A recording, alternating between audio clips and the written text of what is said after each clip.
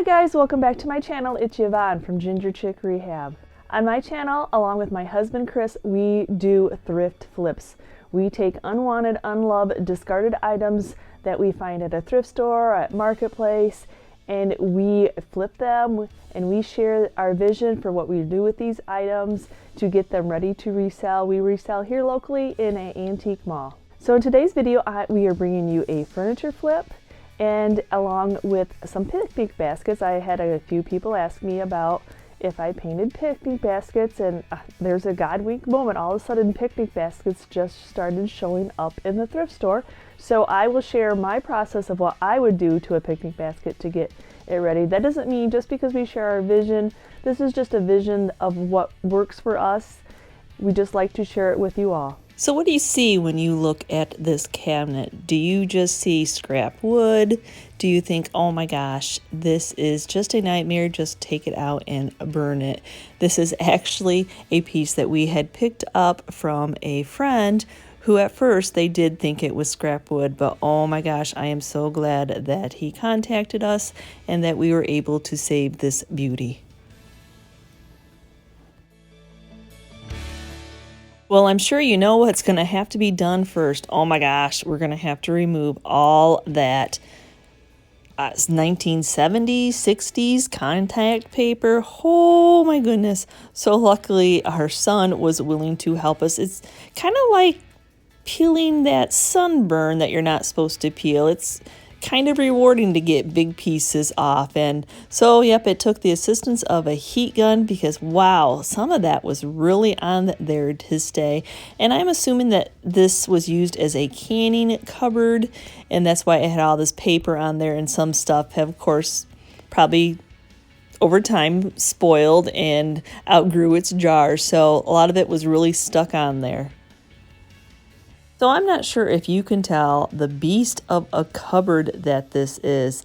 Now that all that, it doesn't look quite as bad now that all that contact paper is out. But boy, did it leave some yuckiness behind. But look at that beadboard in the back of it. Just what a story this old cupboard could tell. And you can tell that it probably was in a corner piece, because one of the ends is cut off. It's flush on the one side. But oh, I just love that molding. I like the character of older wood. I like the dents. I like all that story that it tells.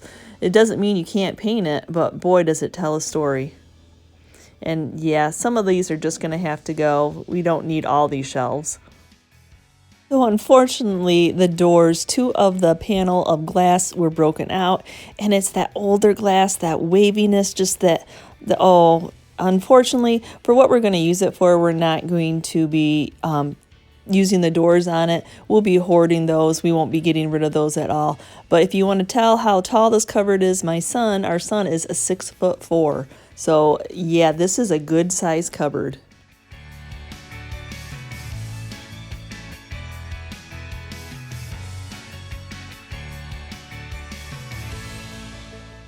Look at that detailing, how these shelves were built. They were built right in, and then the face was put on them. So maybe the original piece was just a bookshelf type without the surround around it. I'm not really sure, but wow, those shelves are in there to stay. Unfortunately, a couple at the bottom, they had two pieces that had split. So instead of trying to make them even, we're just going to be removing them anyway. But that's okay. It just is such a neat piece. You can definitely tell here that those two bottom shelves were added in. Look at the original ones used to be at an angle. So that's why I think it was a canning cupboard down in somebody's basement where it held their potatoes and their onions. But if you have any other idea, please let us know. So you can see that the bottom of this cabinet is rotted. That is not secure. So Chris is going to have to go in and cut and remove any of that rotten and that he can, and then reinforce it with some new lumber. Adding new lumber to the bottom of this piece is just going to make sure that it is nice and secure. It's not going to get rid of the character of the piece by any means, because we will be painting it eventually all to match. But you definitely want to make sure that that bottom is nice and secure. So if you see, he has a great big clamp across that. What that's doing is that's keeping that stable, that's keeping that square. You want to make sure that this piece is definitely staying square at the bottom, especially since it was a little bit wonky with that rotted wood. And so what he's doing from underneath is he doesn't want to see those screws from the front of it, so he's screwing them in from the back. Now he did have to miter that cut, so that is a perfect little framed piece. Now remember, the other side was flush to the wall, so he's going to be adding another piece to that other side to make it a nice framed bottom, and this is just going to tighten everything right up. So now Chris is mixing up some Durham water putty. What he's doing here is he just put new nails, new brads in this piece. Even though he screwed it from behind so it's nice and secure, he still had to brad nail it in. Now those don't really match the age of the piece, so what he's doing now is he's covering them up. So you're probably thinking, what is he doing? He's going to take that top off. That's what he's doing, because this piece was all the way off to the side. It was a corner cupboard flush against the wall. So that's not what as our vision is for it. So what he's doing is, yep, he's popping that top off so he can recenter it over the shelving. So yep, now he's just centering it, just making sure that both of those little lips over each side is centered, and then he can nail it in. You won't be, nobody, unless you're 9 foot tall, I guess, will see those brad nails, but at least it'll be nice and centered now. So you see this beautiful molding. Yep, it was mitered also. So what he's doing is he's just going to cut that flush, just cut that a straight line just so it's under the front piece. We're not going to worry about the sides. That's really hard to match that type of molding. Yes, we could, but this is a piece we're keeping, and this is what's going to work for us is we're going to be using it, so he's just going to make that a flush cut. Yep, some more Durham water putty to hide those brad nails, and then now he's taking a little piece of wood that he cut at a little triangle to fill in that gap. So you wanted it to be pleasing to the eye on all sides. So that would be really hard to just keep going in the hole if you didn't pack it with a little something something. So that's what he's doing here, is just gluing that little piece of wood in, and then he'll Durham water putty the rest of it. And we decided, because those two bottom shelves are very wonky, they're not even, the wood never settled, so it had gotten wet, whatever, he's just going to be removing these two pieces of wood. As you know, it's not going to be an easy job because they were built in there. This is just one of those beasts of a cupboard that you just can't get it in one frame. So you just have to slide all the way up to see its glory. But wow, it is a beautiful, massive piece.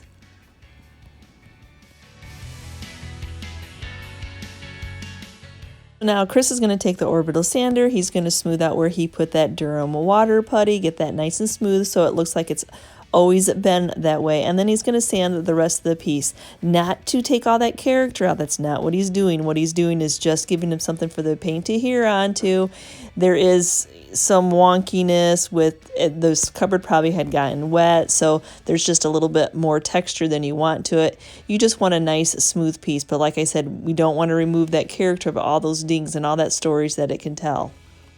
Can I tell you how much fun he had trying to will this beast of a cupboard into our spray room?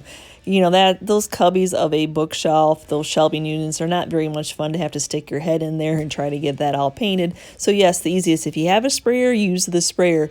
But holy cow, he literally had to put it on the wheeled carts and roll it in, and then when he wanted to do the other side, he had to roll it back out, turn it, and then roll it back in. So it was well worth the time to get this beast all painted, but whew, it was a workout. And then even though we are not using the doors, it is the best too why you have that paint, and that paint will match, to get those sprayed. Even though we're going to be hoarding them and putting them in storage, we wanted to get those painted up also. One would like to think that Chris was able to fit in our spray room and get this all sprayed without having to do some touch up, but that was a tight fit, I will tell you. So he just has to go back in and just eyeball spots, making sure that everything is covered. But at least you got 90% of this with the sprayer.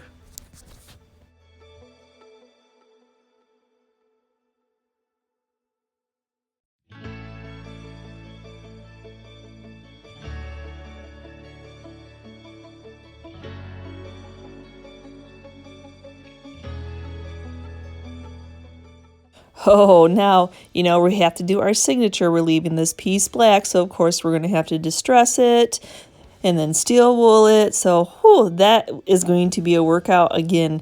But sometimes, you have to do this because you love what you do. You love looking at that finished product. And if you're a regular viewer, yep, you guessed right. Yep, here comes that Waverly antiquing wax. Yeah, you would think it'd probably take a whole bottle, but this stuff goes a long way, and it just richens up this black. This is going to protect this black paint, and it's just going to make it just rich. I just absolutely cannot get enough of putting Waverly antiquing wax over black paint. And this beast of a cupboard is definitely going to show that off. So can I just take a moment in between projects and thank a few of my viewers that have written me. This couple is a long time overdue. I just have 3 viewers that had written, and one sent me a very nice gift to use while I'm using a hot glue gun. So I want to thank Sandra Yursi, I'm sorry if I mispronounced your name, and Edna Robinson, and Carol Downs. I appreciate it so much. Just your kind compliments and your letters. Just taking the time for snail mail nowadays just means a lot. And I was trying to figure out how to fit this into a video, and I thought, well, there's no time like now. So thank you so much. Just wanted to let you know that I appreciate that just as much as I appreciate people commenting on our videos. So I am adding on a second project to this furniture redo. So I have actually thrifted enough picnic baskets to resell. I know you probably all thought, oh wow, really? I get a lot of comments on my intros of my videos. I have a picnic basket tower behind me in some of my intros. So I have been looking for picnic baskets, and here they are. Over 4 different times. Last thrift haul, you guys saw me pick up these 2.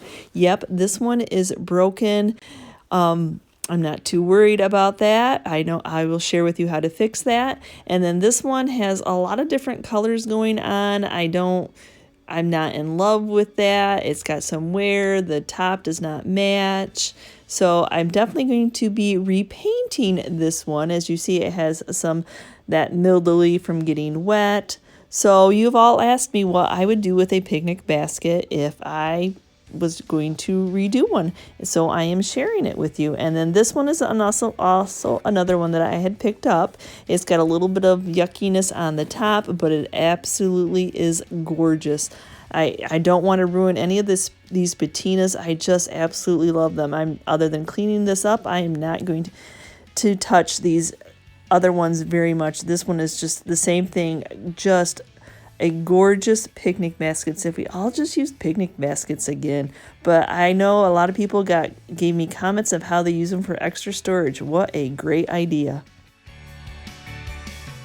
So if you are a regular viewer to my channel, you know that I am a fan of these CA glues in a Starbond affiliate. And if I don't sell you on the Starbond CA glue here, I don't know what to tell you, because this is just, how else would you fix this? How else would you fix this brokenness? I'm so blessed. God wink moment that piece was taped on and somebody gave the forethought of not just throwing it away. So the nice thing about this Starbond glue is that I can work out. I can get it all in place where I need it to be, and I can work little 1/4 inch by 1/4 inch, get it glued in place, spray it with a sprayer, glue it a little bit more, spray it with a sprayer, glue it a little bit more, spray it with a sprayer, glue it a little bit more, and get this piece back together. Those days of taping super glue and never having it hold, I tell you, this stuff is made for this. This is just a perfect piece. Yep, I probably got some glue on my fingers, but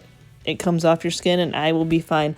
It's more about me saving this piece. And like I said, I am so blessed beyond measures that that piece was still attached to this handle. So that's what I'm doing. I'm just working gingerly and gluing these two pieces back together. And the nice thing about it is that this glue is sandable. After it has dried, I can sand it. To prevent that glue lid sticking to that glue, just use a little bit of Vaseline. Now I'm just going to go ahead and I'm just using some Dawn dish soap just to get all these clean. They are thrifted. They were well loved back in the day. And so, yep, I will go through and I will get these all nice and clean. I'm trying not to have too much water on my rag, but I definitely want to get these as clean as I possibly can, especially this one that I'm going to be painting. As you see, the top of this one has a little bit of paint, so I kind of soaked it in some water, let it kind of raise up, and I'm just gingerly taking my little scraper and trying to work that paint off. Yep, it was raised up a little bit, and I am going to have to sand it a little bit, but I'm not too worried. I much rather have that paint be gone than see a little mark left behind. And then what I could not remove with that scraper, I will go back in with some 220 sandpaper. Yep, it still is a little bit wet, but this will help get that rest of that paint off. So now I'm going in with some 220 sandpaper and I'm going to sand this little handle. Yep, you have to go really gingerly because this is a thin handle. There was a reason it probably snapped in the first place. But yes, I left enough glue that I can make that with a lot of elbow grease of sanding. I can get this to be nice and smooth and feel like it was one continuous piece again. So now I have gotten that nice satiny smooth. Yes, you can still see that it was glued back together. Remember, this is the perfectly imperfect of thrifted flips. So, and I love wood tones, so I don't feel the need to paint this piece. And there was a little boo-boo right here, so we're just taking this little tool, which is used when Chris uses his Titebond glue to glue two pieces of wood. And so what I'm doing is I'm pushing that out using a little bit of this CA glue again and then letting it dry. That way it doesn't have that crinkiness that where it's been crushed. So yes, it still will be a little bit imperfect, but it's okay. So now to blend that all in where I sanded that basket, I'm just taking, I had this rag that I had done some Waverly antiquing wax on, and I am going to extremely water it down. Basically just dip the rag in water, and then that should blend that handle and this little spot so that you don't see where I sanded it. Yep, I'm like, hey, I've got that spot that I had to sand on the top of this picnic basket also, so why not? And the nice thing about it is once it dries, I can see if I need to do another coat. I'd rather go a little light and match it all up than put it on too dark. I thought flipping picnic baskets would have been this difficult. So now you know, this is the one I'm going to paint. None of that matches. The webbing has been stretched out, so you see marks of where it doesn't match from the stain. The handle does not match at all. The top does not match. This piece is actually, I would say it's a hot mess. So I do not feel bad spray painting this piece at all. Yep, I'm going to spray paint it because, yeah, that's not very much fun to have to brush all that webbing. Yep, I'm going to start right off with just using the Rust-Oleum and the flat black. I'm hoping that it just matches all these pieces. Now, if I would just go in with white, I can't say that that top and that bottom would completely match. That white would just be a little bit different tone. So that's why I'm going in and spraying it with the black first. Not because I'm going to be distressing this basket by any means. Just because, one, I want to cover up that dark where that had that water mold. And then also where that lid on this top of it is dark, like I said. If I just went in with white, the white would still be a shade off from that bottom and that top. Oh, the fun of having to flip a piece over to do the bottom side, but it is what it is, and that's what you have to do. I have to say that this basket is really dry, so it did actually, like, the reeds of it is really dry, so it is just absorbing this paint right in.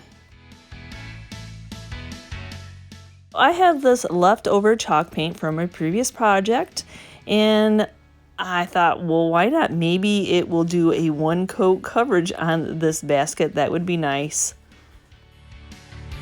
So if you are not already part of my YouTube family and you are enjoying these type of videos, these thrift flip videos, please consider hitting that subscription button. Well, then that didn't work. Yeah, the thought of a one coat coverage white in to begin with and it being a chalk paint, that basket is so dry, it just sucked this paint right in. So I'm going in with my Kills Paint and Primer one, and yep, I'm gotta brush it on. So this is the fun of doing the inside and the outside of a basket. Remember, look for drips. Look for lots and lots of drips because you're pushing that paint on. And so, yep, that's all I'm doing. I put it on a little Lazy Susan so I can spin this bad boy around.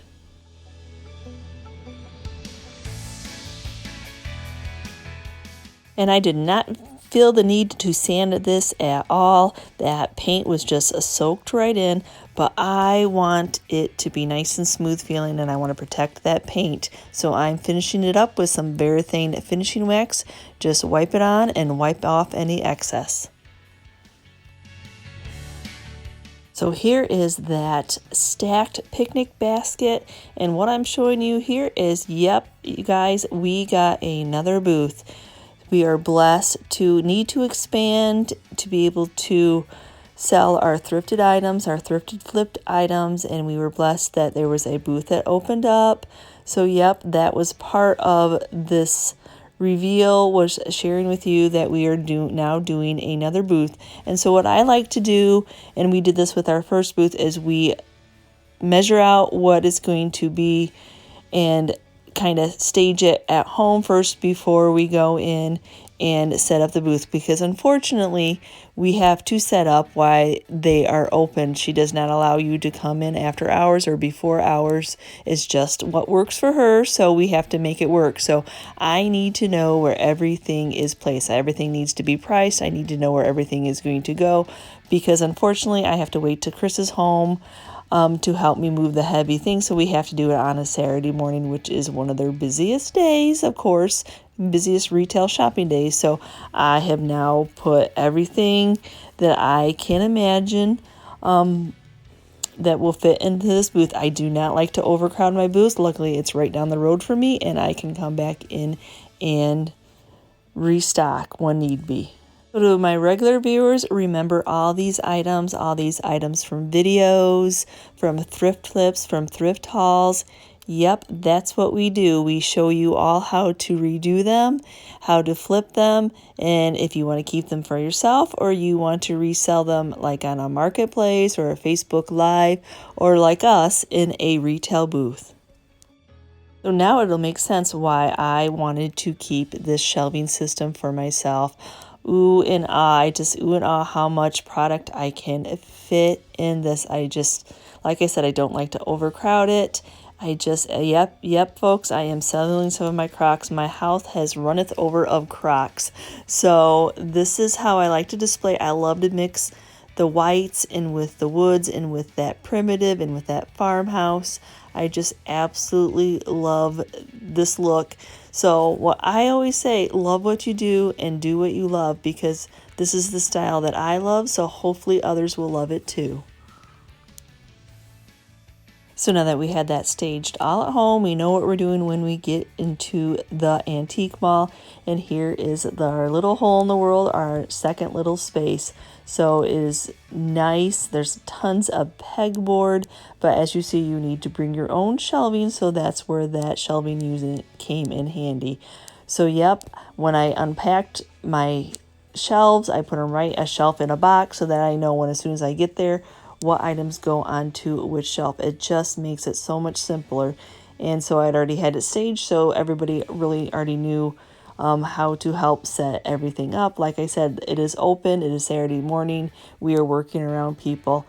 Other than figuring out what to hang on to the walls, yeah, I just absolutely love the space, and I love how it looks. And I know that my regular buyers will know exactly where our new booth is. So if you all had seen Facebook already, you knew that we had already got this secondary booth, because of course I had to share it on the day that we moved in.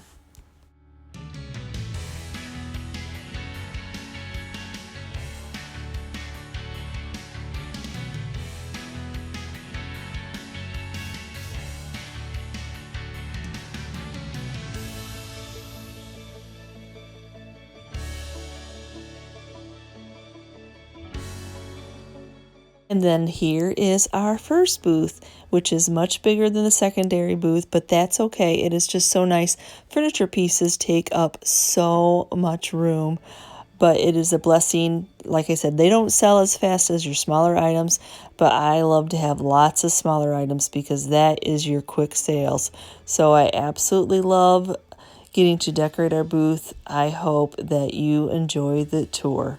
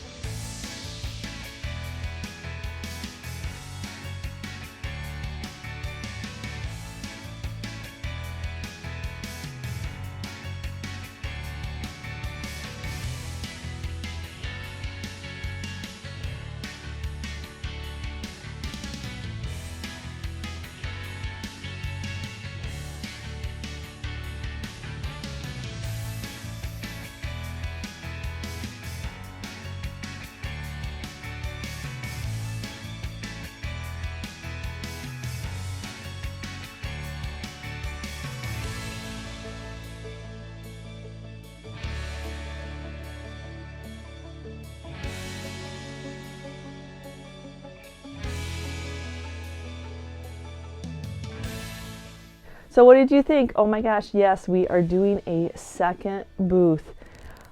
All I can say is anybody that's out there that's thinking about reselling, I just want to give a little backstory real quick on our reselling. We started off at Marketplace first, selling every weekend. We would put it on a Saturday morning and it would be gone by a Sunday, and we did that for quite a few months. We built up a following here in our local town. Yes, the Marketplace is a little bit tiring because your phone's ringing all the time and you get an answer, and Marketplace puts it on all these other sites, so you have first come, first serve. Oh my gosh. But it is well worth the time and effort to get a following. That's how I was blessed to be able to go to where we are now. I started a business page on Facebook. That where you could see what items I was going to have coming up for sale when it came to the small items, and then some people could buy off there. And then when I was blessed, that was very nice, because then when I wanted to get into the Hog Creek, the antique mall, when I called and asked the owner, it was really easy because then she could look at my Facebook page. She could see what I was selling. She could see the chit chat of people talking back that were liking our product. So I get a lot of comments on that. How did we start? I want to get into an antique. I want to get into a booth. So just do a little pre-work first. Get some local buyers to love your stuff first, if that's what works for you, and then try them all. But like I said, we got the following first. We did the work on the Facebook first. I know that Julie Designs, she live sells on Marketplace. So there's that also. So there's a world of options. When you love to create as much as we all do, it's just nice to have, or your house runneth over with all your beautiful creations. So that is my only suggestion that I can think of. And on pricing, I know you all are always asking about pricing. Pricing, you just have to, basically it boils down to is, what do you think you can sell this item for? That is plain and simple. You can't always go, well, it is this much and I put this much work into it. And I find, especially when it comes to small items, I'm in rural America, that's not going to sell. And then if it doesn't sell, I had a couple more comments about this. Sometimes when it doesn't sell, I am in there weekly, bi-weekly, moving things around, getting them into visual. Everything can't be at eye height. So I move things around a lot. I flip things out. If I can repaint something that hasn't sold, I will repaint it, put a little stencil, change it a little bit. That's all I can suggest. Your pricing goes, what do you think you can get for the item? I go with what I would pay for the item. But I love everything I do. So remember, if you're going to be a flipper, don't do it. I get a lot of this question too. What's trendy? I don't know what's trendy. I've never been a trendy person. So all I do is I do stuff that I would love, stuff that I would be honored to have in my own home. And that way I love it. I get to go into my booth. I get to redecorate my booth. I love every project that I do. So it is yes, you want to make a profit. There's no book on reselling or flipping. There's no price guide. You just have to do it because you love it, and if God will bless you to make a profit at it, then that is the path you should be taking, I guess. So I thank you so much for watching today's video. I know that was probably a lot, but I never really know how to answer those questions. Really, we've only been doing this a little over a year, maybe a year and a half now, so I cannot consider myself an expert. I just so much enjoy sharing our process and our vision with you all. So I thank you so much for watching today's video, and give us a quick comment. Do you think we're crazy getting a secondary booth? When it comes to furniture pieces, man, they take up a lot of room in a booth. So I feel like we're totally blessed to have a secondary booth. So, and the nice thing about where we're at, it's a 30-day lease. So if it doesn't work and it's not profitable, we can say we can bow out. There's nothing wrong with that. There's nothing wrong with giving it a try and humbling, going, okay, that did not work, so let's just go down to one. So anyway, thank you so much for watching today's video, and if you were, like always, if you were part of my YouTube family, thank you so much. Your kind comments, your thumbs up, your nice snail mail, oh my gosh, that just warms my heart, warms my husband's heart too, because you know, this is a team effort. So, and if you're new to my channel for the first time, then please consider hitting that subscription button along with the notification bell so you know when we've uploaded a new video. Thank you again for watching.